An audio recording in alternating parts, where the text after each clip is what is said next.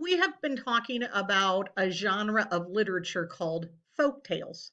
And folk tales are usually passed down from generation to generation. A specific kind of folk tale would be a legend or a myth. We're just going to stick with legends to make it easier.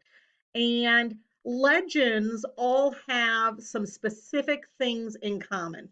We're going to go through what legends have in common right now.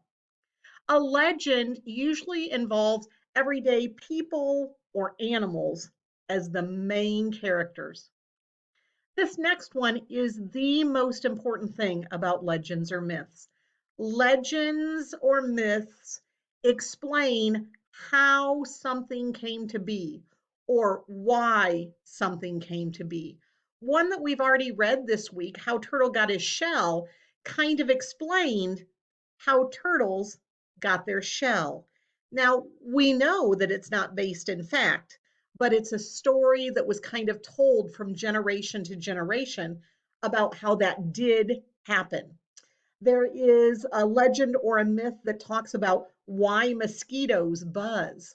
So it explains how something came to be or why something came to be, the most important characteristic.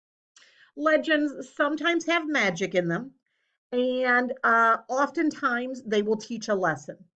I would say the two most important ones are it explains how something came to be, and it also teaches a lesson.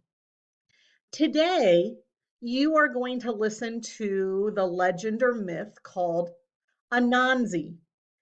When you're done, you're going to make a Flipgrid for me, and you're going to concentrate on this one right here.